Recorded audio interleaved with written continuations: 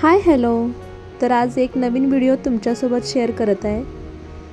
हा 2 किलो मिरची पावडरमध्ये मसाला मिक्स करायचा व्हिडिओ आहे. हे काम मी आयुष्यात पहिल्यांदा केलेलं आहे.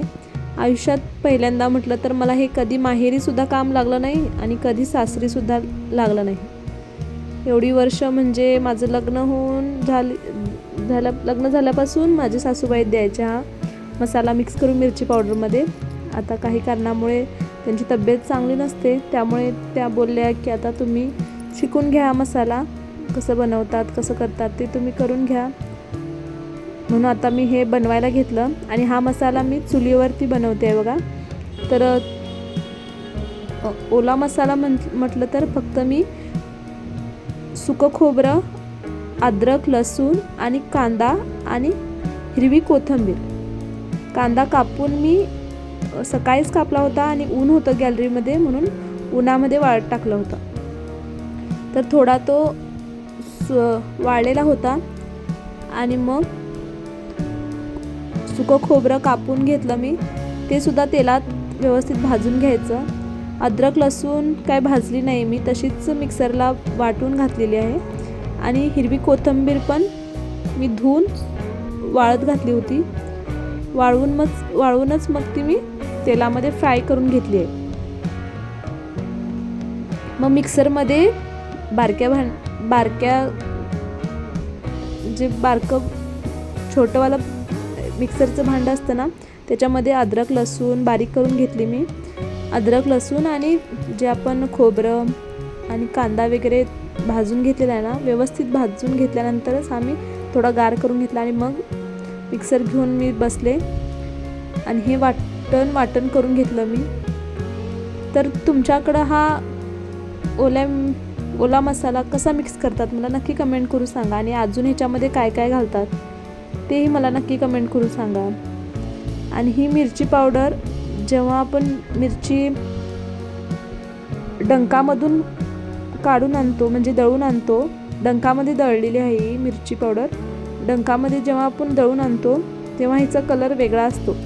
आणि मी बहिणीला सांगितलं होतं 2 किलो मिरची पावडर घेऊन त्याच्यामध्ये खडे मसाले घेऊन तिने त्याच्यामध्येच डंकामध्येच वाटून आणले होते. ह्याच्यामध्ये मी खडे मसाले नाही टाकले, फक्त ओला मसाला टाकला आहे. 2 किलो मिरची पावडरमध्ये मी अर्धा किलो कांदा घातला आहे आणि पाव किलो खोबरं, पाव किलो लसूण, पाव किलो अद्रक आणि कोथिंबीरची अर्धी जुडी घातली आहे.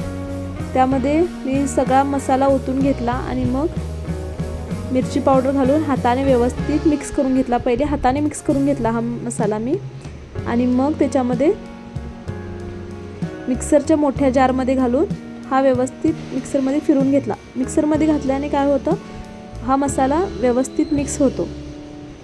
आणि त्याच्यामध्ये मी थोडा कलर राहण्यासाठी, म्हणजे मिरची पावडर लाल म्हणजे एकदम लालबुंद कलर राहण्यासाठी त्याच्यामध्ये तेल पण 2 चमचे टाकलं आहे.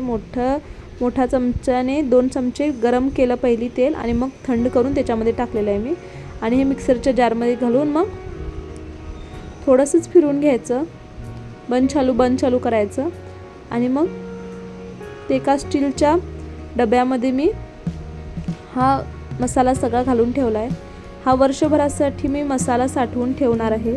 आता हे पहिल्यांदाच मी करते, त्यामुळे मला माहिती नाही की ह्याच्यामध्ये अजून काही कमी, म्हणजे काय अजून घालायचं राहिलं असेल तर मला नक्की कमेंट करून सांगा. मी पुढच्या वेळेला बनवेन तेव्हा मी नक्की ह्याच्यामध्ये काय ते घालायचं ते घालून घेईन. आणि जर हा मसाला व्यवस्थित राहिला तर मी अजून तुमच्यासाठी म्हणजे डिटेलमध्ये व्हिडिओ घेऊन येईन. म्हणजे मिरची डंकामध्ये किती घेतली होती मिरची आणि खडे मसाल्यांचं प्रमाण सगळं मी व्यवस्थित तुम्हाला सांगून देईन.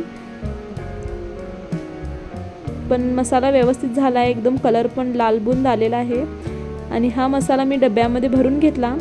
डब्यामध्ये भरल्यानंतर व्यवस्थित झाकण लावून घेतलं आणि रोजच्या यूजसाठी मी बाजूला थोडं काढलं आहे प्लॅस्टिकच्या डब्यामध्ये. आणि हा मसाल्याचा डबा मी प्लॅस्टिकच्या पिशवीमध्ये घालून बांधून ठेवणार आहे.